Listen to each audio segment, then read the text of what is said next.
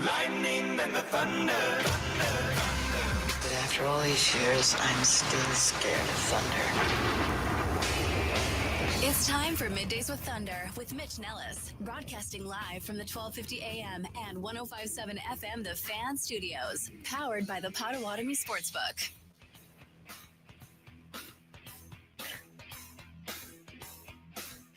Yes, sir. Yes, ma'am. Yes, ladies and gentlemen. Yes, children of all ages. This is Middays with Thunder here on The Fan. My name's Mitch Nellis. I'm excited to be with you Monday through Friday, 11 to 2. I got to Tommy and I haven't talked about it. Mason's out tomorrow. I think I'm on 9 to 2 tomorrow. Charlie, you coming in at 9? Just going to hang out? I could, if you want me to. I always want you to. I don't sign the paychecks, though. That's true, so too. I don't know that I have the ability to approve that. Just be like, hey, come on, yeah. I have an open door policy, though.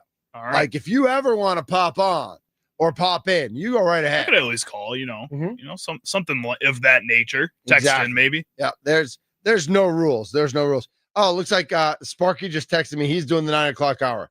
Just kidding, everybody. Never mind. Not you, Mitch. Get out of here. Never mind. Sparky will be in at 9. He'll do 9 to 10. I will then take over at 10. Our Milwaukee Brewers are 89 and 55. Their over-under this year for victories was 83 or 84. I think it was 80. I think it started at like 83 and a half and then went up to 84 and a half before the season started at the Potawatomi Sportsbook. So if you won that and you were listening to our interview with Austin Herdino last week, you can already go in and cash that in. When I don't know if I'm allowed to say this or not. I used a different app to put my number because by the time I got my number in, Potawatomi had it at 84 and a half, but I was in Florida where another app is legal and they were at 83 and a half.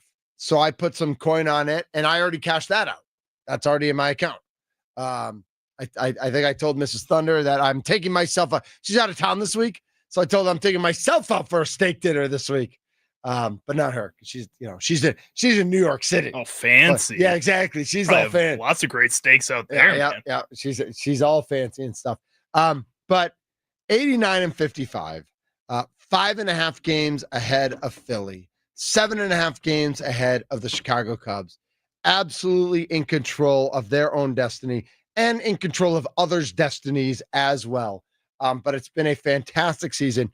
And while we were busy watching the Badgers forget how to play football for a half and then play a good half in the second half, and then, of course, just rejoicing in the butt whooping of the Detroit Lions by our Green Bay Packers yesterday, the Brewers were in Pittsburgh. And I remember we signed off on Friday, and I think Drew Wagner was in for the show on Friday, and we said, win the series. So it's all we said. You win the series, and it's, and you win the series from here on out, and everything takes care of itself.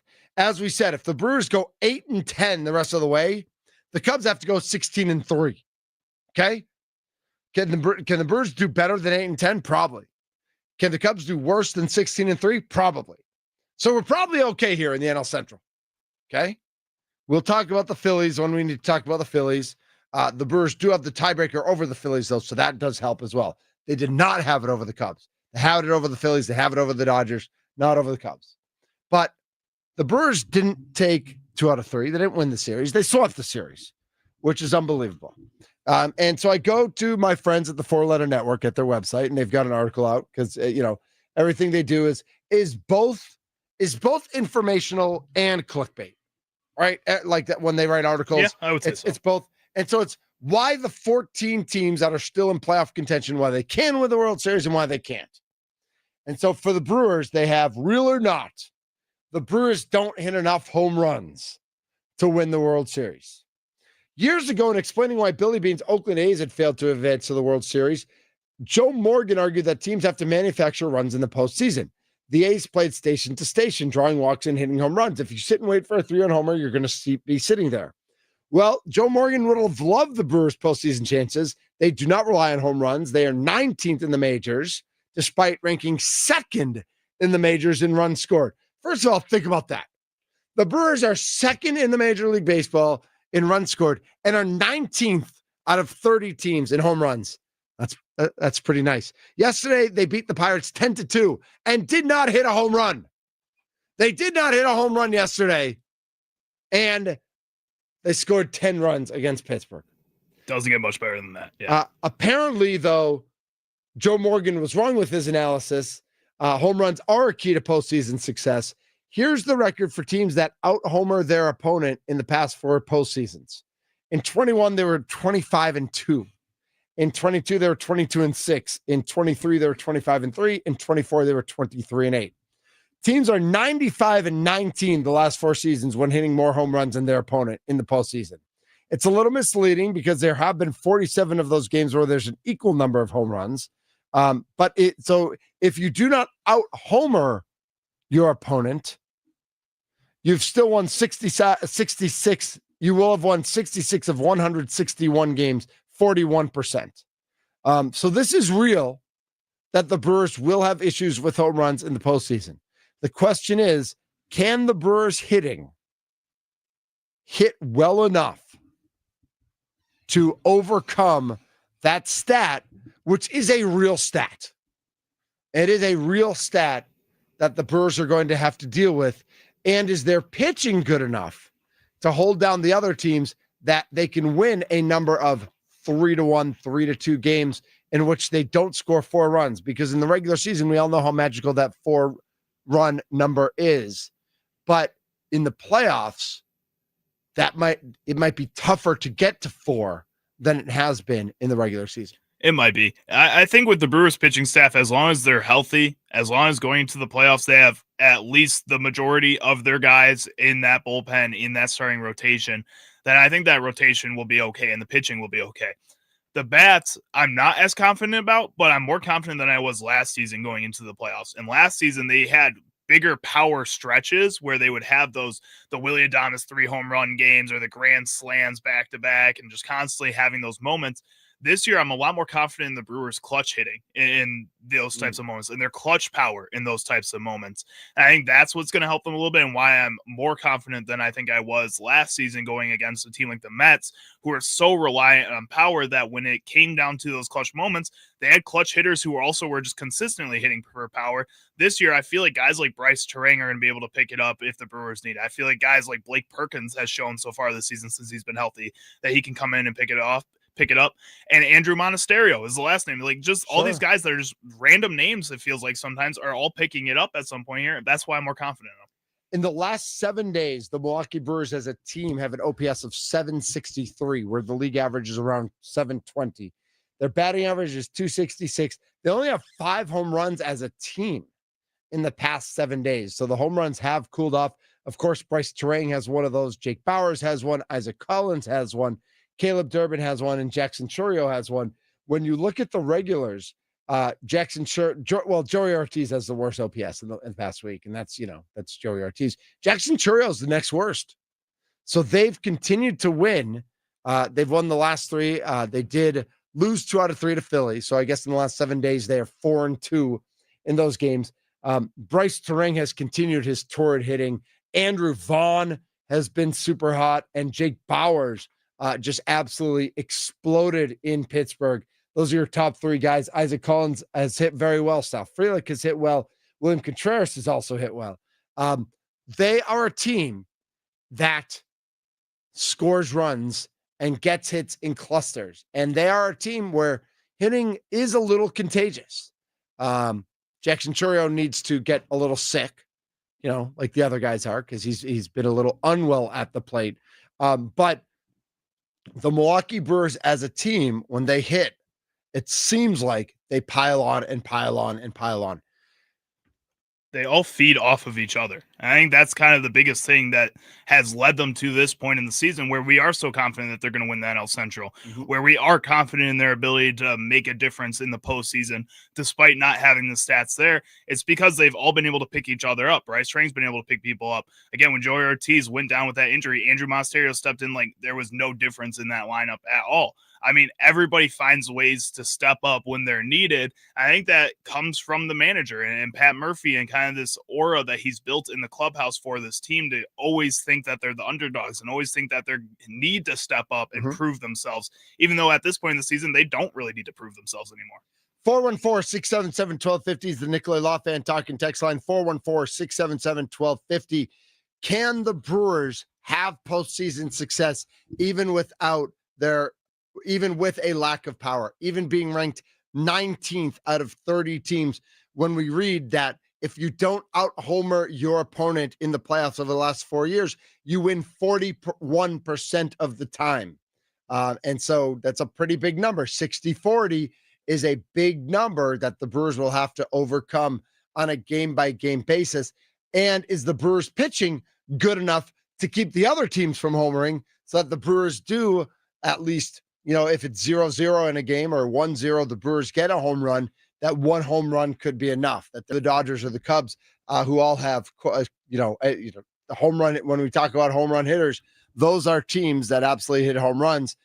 Obviously, we know about the top two guys at that list, Kyle Schwarber and Shohei Ohtani, are just absolute mashers. I saw Ohtani. Did he hit 2 home runs yesterday?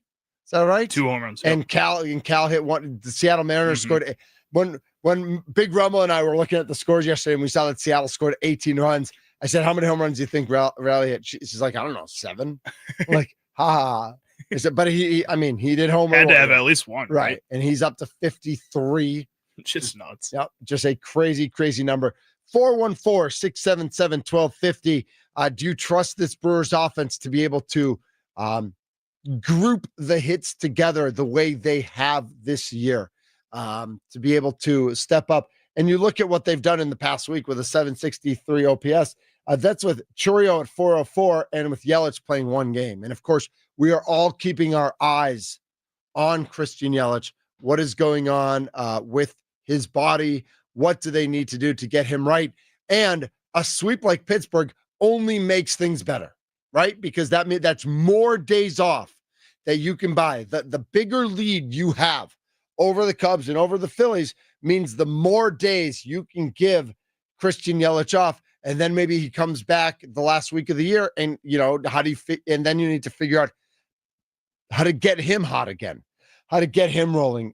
I don't think Blake Perkins sees regular at-bats in the playoffs with this team the way he's been seen. Unless they value his defense in center field. Well, that's what I'm saying. I don't think he sees regular at-bats. He may see the 7th, 8th, and 9th. He may definitely see the 8th and 9th. He may absolutely see the 9th, depending on where they are in the batting order.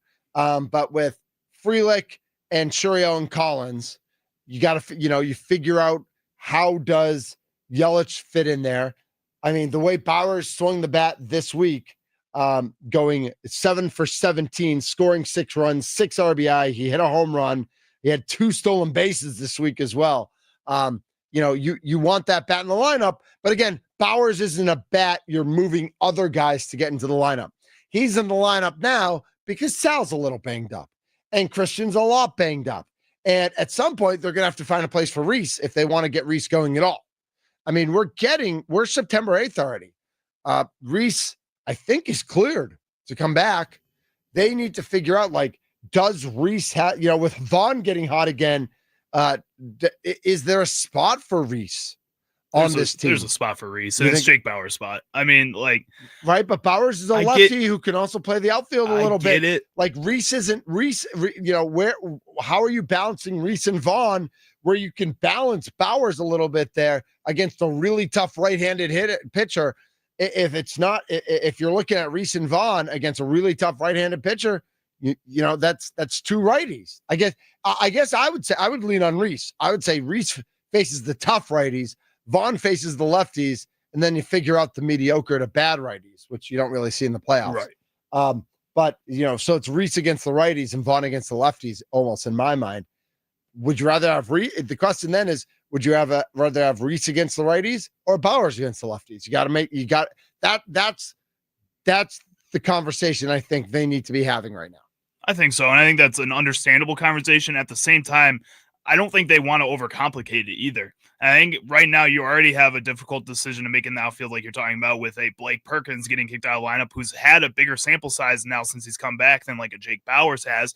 And I know that sample size has been up and down and hasn't really been as consistent as we'd like it to, but also you can't expect this to be consistent for Jake Bowers either moving forward. And I think when you are looking at these decisions, you're already going to have to do that in the outfield. You are going to have to do this in the bullpen and decide which players are going to get moved out of the bullpen, especially as you start getting guys healthy like Robert Gasser if he makes the playoff rotation. I mean, you don't want to give yourself another problem. So just go with the easy answer and say, like you're saying, Hoskins against righties, Vaughn against lefties, or maybe Hoskins when he's hot and Vaughn when he's hot. And then Bowers is the odd man out. 414-677-1250, 414-677-1250. Does the lack of power concern you for our Milwaukee Brewers? Coming up next, I had the opportunity earlier today to speak with Lyra Valkyria. She is a WWE superstar. She's the first ever women's intercontinental champion. She recently lost that to Becky Lynch, who was in for a rude awakening this past Friday night at SmackDown, and AJ Lee's going to be at Fiserv Forum tonight. WWE Monday Night Raw will be at Fiserv Forum tonight. AJ Lee should have some strong words for Becky Lynch. Excited to see how Lyra reacts to that as well. Lyra Valkyria, WWE superstar, next here. Middays with Thunder on the Fan.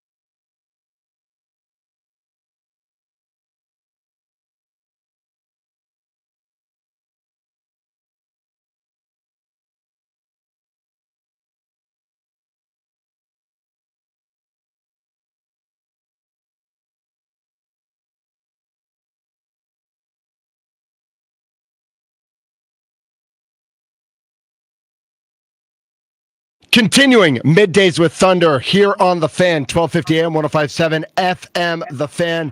Mitch Nellis here with Lyra, Valkyria, WWE Monday Night Raw in Milwaukee tonight. She is the Irish goddess of war. She is the first ever women's intercontinental champion. Lyra, thank you so much for taking some time with us today. Thank you for having me. That was a hell of an introduction right there. Oh, I could do better. I could do better. I want that mic at Fiserv Forum tonight. I could do even better if you want me to. All right, let's hear it. Let's go. All right. She is the Irish goddess of war. She is the first ever women's intercontinental champion. She is going to destroy Raquel Rodriguez all over Milwaukee tonight. She is the one. She is the only Lyra Valkyria. Boom. That is 10 times better. There we go. Now we are ready for the show tonight. All right, let's go. Well, first of all, I got to ask, have you ever been to Milwaukee before? Have you ever done a show here before? And what do you know about our fair city here? So I know someone told me cheese curds are supposed to be the thing that I'm supposed to get here. Absolutely. Cold and fried. You can do cold, they squeak, and fried melt in your mouth. Which one's better? Oh, man. I mean, like nice richness of the fried ones. It totally depends on your mood. Okay, well, I'm just going to have to try both then. Yes, let's do it. Awesome. So you're going to be in Milwaukee tonight, Monday Night Raw, of course, at Fiserv Forum. Cannot wait. And, I saw Adam Pearce's video yesterday talking about you've got a match. You and Raquel got into it a little bit, and you have some history with Raquel. But Lyra, I got to be honest. Like when I look at the matchup, you're 5'3". She's 6 foot. She's kind of a beast. What gives you the edge in a matchup with Raquel Rodriguez? I'm 5'4". Thank you very much. Excuse me. I'm sorry. I will correct the internet right now. I will get on Wikipedia and tell them you are 5'4". But hey, it's not about the size of the dog in the fight. Am I right? It's the fight in the dog. That's right. That's absolutely. And you have fought her before. I've fought her before. We went 1-on-1 for the Intercontinental Women's Championship. But I have not been in the ring since SummerSlam, since my loss to Becky Lynch, and I am dying to get back in the ring and just get back to doing what I do best.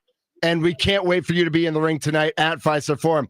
So I got to ask, how much things have changed for you in the past 4-6 months? We go from, you've got the Intercontinental Champion. You show up to WrestleMania. You think you're fighting with Bayley. She's out. Becky Lynch makes her return. Everybody's happy. And then the next night, Becky Lynch goes crazy. And we can talk about Becky in a second. But the difference in teaming with Becky, winning the tag team championships, losing them the next night, but then having a match it was just an intense match with Becky at SummerSlam. How have you managed all these changes in the past few months with everything going on? Well, it's been an emotional roller coaster, to say the least. But I always say the next biggest match is always the biggest match is always the next one. So I just keep going, keep doing what I do best. I can't challenge for the Intercontinental Championship right now, as long as Becky is champion. Yep. So who knows where I go next from here? All I know is I've got Judgment Day tonight in the Fiserv Forum. Tickets are still available on Ticketmaster if you guys want to grab them. Nice. But the best thing about what we do is being there live in person to see it. You can also watch on Netflix, of course. Big move this year to Netflix in January. But it's just a very special thing we do to see it live. So very excited for Milwaukee tonight. It absolutely is an amazing experience. As I will be there with my two daughters, my 15-year-old and 12-year-old, and a good family friend is coming with as well. My 12-year-old is the one who, she watches every Raw, every SmackDown. She's been doing deep dives recently, and we'll get into that in a second. But she can't wait. And she actually asked me, she was wondering about who is next for you, because we know you've got Raquel tonight. Is this the start of something new with her? Do you think there's an opportunity for future feuds? And she also wanted to ask you, so I'll let you ask that one first, but she also wanted to ask you, is Bayley okay? Like, is she, does she, we have a lot of good, mental health professionals in Milwaukee. Becky's got a lot going on in her head right now. I don't know about Bailey. She, if you follow her on X, she's putting out a lot of weird stuff online while not replying to anything from anyone. I tried to ask Adam Pearce to check in on her. I don't know how much of a wellness check he did. I don't know when will next year. She's been gone from Raw for quite some time now. But who knows? Who knows when she'll pop up next? I just know that, like I said, we weren't good for each other, so I had to keep my distance. But she, I hope she's doing okay anyway, because she's been through a lot this year, Of course. And then for you, is this a one? Do you think this could be the start of something with Raquel and the Judgment Day? Do you think, are you setting your sights? Are you watching what happens with Io and Stephanie at WrestlePalooza and see, if there's a chance to get involved in the championship match? Or are you waiting for that Intercontinental belt to drop off of Becky, and then you can go back and get back what is rightfully yours, your Intercontinental belt? Well, it is my Intercontinental title. You always feel a special bond with the title, especially being the first woman to ever hold it. It's always going to be hugely significant to me. But who knows how it's like. All I know is I'm very excited to take Raquel down tonight. Of course, I have my eyes on the main championship picture. I think Stephanie Valkyria versus Io is going to be huge at WrestlePalooza. I'd be crazy to not have my eyes on that match. It's all up in the air with the women's title right now since Naomi had to vacate. So who knows what is next for me, really. Lyra Valkyria joining us today on Middays with Thunder, 12:50 a.m., 105.7 FM, The Fan, free on the Odyssey and iHeart apps. We talked a little bit about Becky, and we got to talk about what happened on SmackDown Friday night. It was the worst kept secret in professional wrestling, but when it happened, it was pretty cool. AJ Lee makes a return after 10 years. I've heard she's in Milwaukee. Were you watching? Did you see all that go down? And what do you expect from basically a new competitor in the women's division? She hasn't been there for 10 years, AJ Lee. Yeah, I would not have missed that for the world. Absolutely incredible to see the reaction she received, and well-deserved as well. Like, I'm so excited for her to be back, for her to see what is going to happen. So she returned in Chicago this week on SmackDown, and her first appearance on Raw is today in Milwaukee. I'm so excited to see what she does. It's no secret, I was a massive fan of AJ from 2014. We've got a lot of fans bringing up my old tweets on X, supporting her, tweeting about her. So nice. I'm really excited to see what she does in Monday Night Raw now. It's 2025, to be a part of the roster at the same time as her, as Becky, as Bailey, as all these huge women that were such a big influence on me growing up wanting to do this. It's so incredible. Tickets are still available on Ticketmaster, and of course, it's going to be live on Netflix tonight, Monday Night Raw at Fiserv Forum. Is it also nice to have somebody added to the roster who maybe dislikes Becky as much as you do? Could there be a possible partnership in the future because of the disdain for the man, Becky Lynch? I would definitely be open to it. Who's going to say no to AJ Lee, huh? I don't think anybody says no to AJ Lee. If you say no to AJ Lee, you never know what crazy is going to be unleashed on you, right? Yeah, I wouldn't say that word around her either. Yeah, no. We can say it because she's not listening right now. She's probably in Milwaukee already eating some cheese curds. But I would never say that to her face. That's for sure. Monday Night Raw, we assume, we know some of the other matchups. We've got El Grande Americano against AJ Styles tonight. The Usos are going to be there. When you're seeing some of these, Jay and CM Punk and LA Knight against The Vision, what are some of the things you're watching with Seth Rollins and Paul Heyman? Like, what entertains you about this rivalry right now? Honestly, the crowd involvement is the biggest thing. Like, it's always entertaining when the crowd gets involved singing Seth Rollins' song. No matter how ridiculous he is, no matter how much he talks about his hot, sexy Irish wife, which we're all going to cringe at that. I can't wait to see AJ absolutely destroy Becky. Yep. Agreed. But LA Knight, the Usos, they're all such elite superstars. They're always fun to watch no matter what they're doing. No doubt about it. Lyra Valkyria with us on Middays with Thunder. Remember, you can watch us on YouTube at The Fan Milwaukee. Tonight, it's at Fiserv Forum. Tickets still available on Ticketmaster, and you can watch it on Netflix if you can't get there. But if you get there and you see me, give me a high five. Give the Rumbles a high five. It's going to be an absolute blast. The crowd's going to be crazy. And you mentioned the crowd. And I got to say, I love, obviously, well, I shouldn't say obviously, but I'm an American. I love American crowds. But we've seen WWE more and more recently in Europe. And some of these European crowds are so over the top. I would say in a good way. You know, Americans know some of the words to some of the theme songs. When you go over to Europe, everybody knows every word to every song. It's just a different level. What does the American crowd need to do to catch up with the European crowd? I love it that the American crowd really needs to step up their game. You know, once we go over to Europe, the game really changes. I don't know if you saw SmackDown in Dublin recently. I did. They really understood the assignment. They, I would say, rivaled the French crowd. Yes. Which is hard because the French crowd is incredible. Crazy, Lyra. They are crazy, nuts. Absolutely wild. So I would love to see some more of that stateside. Do you think part of it is because of soccer? You know, you call it football, we call it soccer. Is that like, you know, the soccer football crowd in Europe knows the chants? They know how to interact during a game like this, where in America, you know, during American football or during baseball or basketball, it's not really a crowd interaction, sing-along type of event? I don't know. I don't know what it is. Maybe it's just WWE growing and people just getting more and more excited to be there. But I'm not going to question it because it's amazing. Yeah, it really is.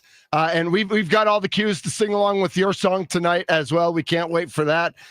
It's going to be a blast tonight at Fiserv Forum. Lyra Valkyria, Raquel Rodriguez. I'm writing down on my page. I had written down Lyra 5'3". I'm writing 5'4" now, and I'm going to go to Wikipedia. I'm going to go to Wikipedia and change that because I got that from the internet, and I'm going to fix that. Don't believe everything you see on the internet. I appreciate that. Anything else you want to leave us with, Lyra, as we wrap things up today? Again, any message you have for my my 15-year-old and 12-year-old daughters as they get, ready to get toward adulthood? I think my 12-year-old, I don't know if she wants to be a wrestler, but I kind of think she wants to find a front office job or something on the microphone, like a manager or something like that, because she absolutely loves it. Oh, amazing. Well, I hope she gets in the ring. We definitely always need more women in the wrestling ring. So I love that you're bringing your two little girls to Raw. And I guess I hope they and you have the best time tonight. And they better be cheering for me over Raquel. You know we will be. You better kick some butt. We can't wait to watch you kick Raquel's butt for sure. It's going to be a blast tonight at Fiserv Forum, Monday Night Raw in Milwaukee tonight. Lyra, good luck with everything. Good luck tonight. Have a blast, and hopefully we catch up with you down the road as you're wearing a championship belt around your midsection. Good luck with everything. Thank you. Thank you so much. Absolutely. That's Lyra Valkyria, the Irish Goddess of War, the first ever women's intercontinental champion. Monday Night Raws at Fiserv Forum tonight. My name is Mitch Nellis. We've got plenty more coming up here on Middays with Thunder on The Fan.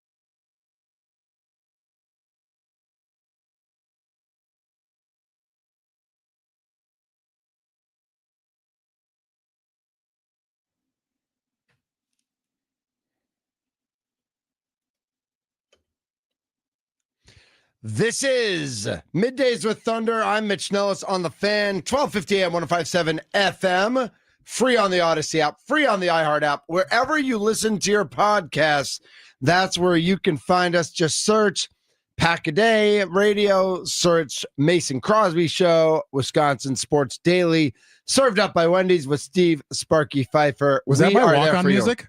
Do you want it to be? No. Right. I was going to say that's just the random music that filled the bump as we came back from break. That voice you hear in the studio, our studio is, of course, powered by the Potawatomi Sportsbook. We call him McD. Yeah. John McDonough. Mm-hmm. Did people know? Were you allowed to say your full name? Do people know that, your full name? No, I don't care. Doesn't matter. Okay. All right. I didn't know if you were like no, McD on the down low no, nobody, what's your radio? Do you have a radio name? Is it McD? No, I was John McDonough for years on the mix. Oh, were you? Okay. Yeah. I've had other names, but that's for a different Yeah, day. Exactly. So McD is in studio right now. And if you are watching us on YouTube, you can see his, as I like to tell him, his like best head of hair in the building. Like it's just like, and he told me it takes him 10 seconds. And I'm like, I believe that, but it's still every day. It's like on point, nailed it. Like you are #winning when it comes to your head of hair. It's one way to win. Yeah, that's one way to win. But we really have him in here because he's wearing a Viking sweatshirt. And Charlie's wearing a Bears jersey. And we'll get to Charlie in a second. We don't need to get to Charlie. I feel so bad for him. Yeah, I mean, it's embarrassing for everything he believes in. Oh, what? We came with our own sound effects. I love it. McD is not messing around. So we've been rejoicing today because the Packers won yesterday. Yep. And won. They played a very good game yesterday. Yeah, they won very soundly over the Lions, and we're trying not to overreact and get too excited, but it was a good one yesterday. The Vikings and the Bears are the last two teams to play. They play tonight, Monday Night Football in Chicago. Vikings at Bears. Vikings a slight favorite. They're favored by 1.5 points. They should be, according to our friends at the Potawatomi Sportsbook. JJ McCarthy. Yeah.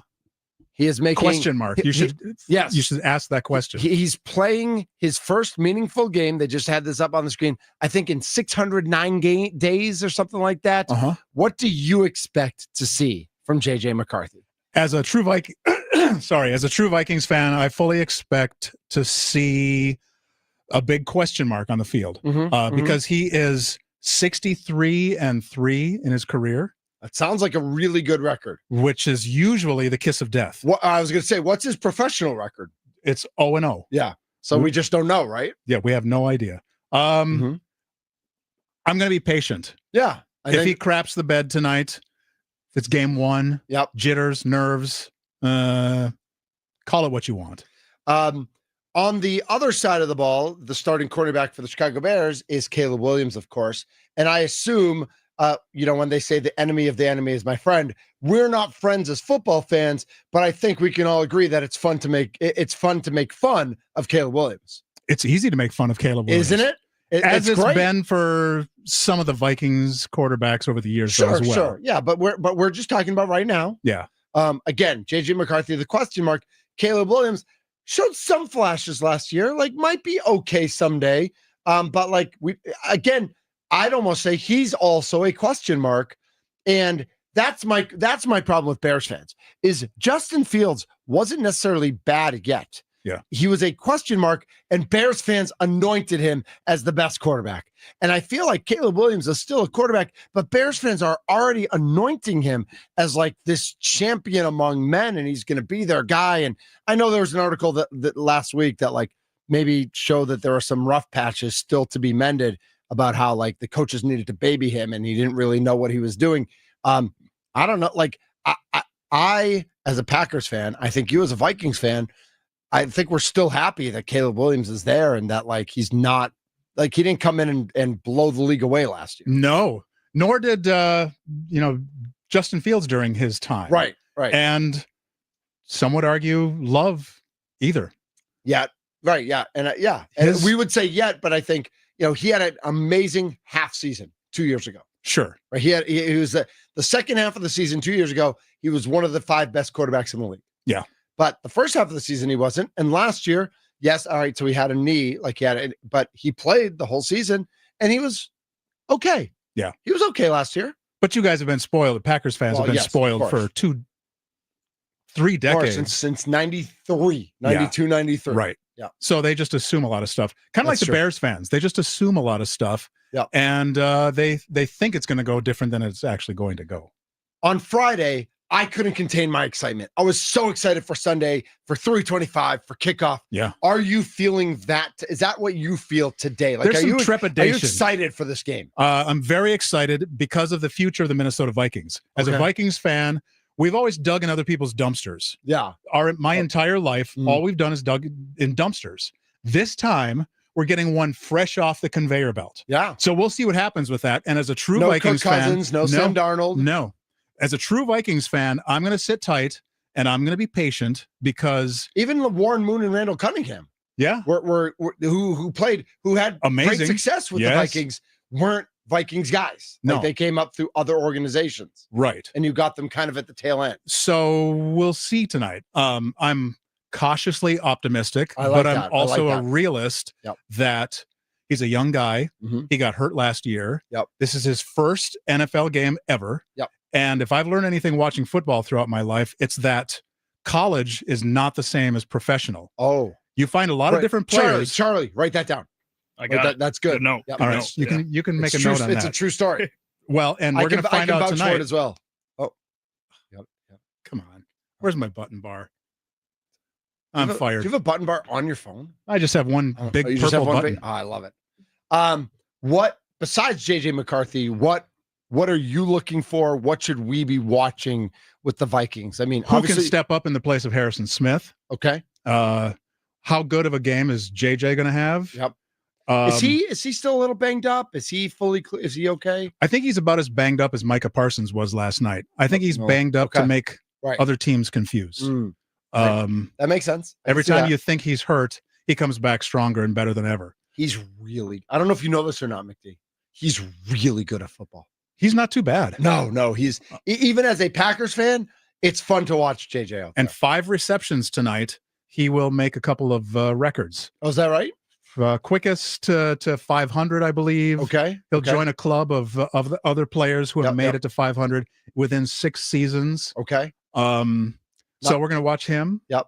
I'm very excited to see how he does. Yep. And then on the defense, you're saying, somebody step up for Harrison Smith. Yeah. Who will that be? But I think people think the Vikings defense is pretty good. And that's why they're still, when you look at all the preseason prognostications, the Vikings have still been, whether they're a playoff team or on the cusp of the playoffs, I think a lot of that isn't because of JJ McCarthy. It's because people still think the Vikings defense is pretty good. Yes. And they tend to surprise other teams. We'll see if they can do that tonight. There's a little running back that plays for the Vikings that is not too bad as well. One of the best guys, actually. Yeah, that's what I've heard. Yeah, when he was here with the Pack, I mean, just like always out doing work in the community. I got to work with him on a couple events and just like always shows up with a smile. Always stayed every event I ever did him, stayed late. And a lot of guys don't. A lot of guys, you're contracted from 1 to 2 to sign autographs or to hand out whatever you're doing. You are there 1 to 2. He always made sure everybody in line got theirs, and then we'll just stay around and just like shoot the bull with people. That's great. Yeah. Let's hope he shows up tonight. Yeah. TJ Hawkinson. Yeah. We'll see how he does tonight as well. I know that Tommy, who hosts the leadoff show here and is the producer for the Mason Crosby show, he needs like 6 points from Hawkinson in fantasy to win his matchup tonight. So I think he'll get it. Like Hawkinson's a nice player. Yeah. So I'm guessing you probably want some sort of a prediction. Yeah. I would take a prediction. Do you want, first of all, so Charlie's here as well. And of course we know Charlie's a Bears fan. Do you want my prediction first? Because you're an actual talk show host. I'm not a talk show host. I don't know. I can come in here and talk smack all day. That doesn't make me any kind of expert, though. Talk about poor Charlie. That just means I can not have anything to wear today, so he had to put on that stupid. It's really embarrassing. Yeah. I'm going to talk to his dad, Ted, about that and just make sure, like, can you do his laundry for him, please? I feel bad for him. Like, he's still wearing diapers. I mean, so what embarrassing. Are we doing here? So I did pick the Bears to win this game. I gotta go. The more you're in here, though, like you are convincing me to go the other way. Really? Yeah, you really are. Like I actually think JJ has some growing pains in this one. Absolutely. I think the Vikings are better than the Bears, but I think the Bears win tonight. I think we're going to find out real quick tonight whether or not JJ McCarthy is ready, has already risen above some of the professional stuff, or whether or not he's going to, have some struggles. Charlie? For this game, I predict the Chicago Bears to win 28-13. That is my final score in this one. JJ McCarthy, I think, will have some growing pains. It's not going to deter me. I still believe in my Chicago Bears. That last game of the preseason, the offense just looked unstoppable. Like, that looked like a well-oiled machine. And like we were talking about the Packers today. That was a today. long time ago, bro. And that's still the plan. That wasn't it's like still the game week. plan. Still the game plan. It's still going to be basically that. And I think that if the offense looks as solid as they did in that game, this should be a pretty easy game for the Chicago Bears to win. That Vikings defense is not the same as it was last year. Teams should figure it out a little bit easier this year. That's what you see a lot with a lot of these top defenses in the NFL lately. Who's the radio pro? Listen to this guy. And you know what, though? The Bears did beat the Vikings at Soldier Field in 2020. So that's still pretty close. I remember that. They played football in 2020. McD, thank you so much for jumping in today. I don't know if I was worth anything. If things go well, maybe you'll pop in tomorrow. If not, we'll talk to you down the road. I will come in anytime you want. I'm not afraid. Awesome. You don't scare me. Nice. I love it. Coming up next here on The Fan, it's Wisconsin Sports Daily. Packers on SI writer Jacob Westendorf will tell us how impressive the offensive line was against the Lions this afternoon at 2:40 on Wisconsin Sports Daily, served up by Wendy's on The Fan. Sparky will be here from 2 to 5. And then today from 6 to 7. Here, you want me to turn that off, or you can just walk out? It'll follow you though. Yeah, the mic, it follows you. From 6 to 7, it's the leadoff show. Brewers are in Arlington, Texas to take on the Rangers. Jose Quintana is taking on Jacob Latz. I've never heard of him either. So hopefully that works out as the Brewers are coming off their sweep against the Pittsburgh Pirates. For Charlie Usen, Charlie's sticking around. I'm taking off. Charlie, he was really mean about your jersey. I'm sorry, man. It's okay. Yeah, it's all right. You're kind of used to it, right? I've lived here for 23 years of my life. I'm used to it, yeah. My name is Mitch Nellis, a.k.a. Thunder. Middays with Thunder. We're in the Fan Studios, powered by the Potawatomi Sportsbook on 1250 AM, 105.7 FM, The Fan. Free on the Odyssey app, free on the iHeart app. Find us later on all your streaming apps, and we are free on YouTube at The Fan Milwaukee. Wisconsin Sports Daily, served up by Wendy's, is next.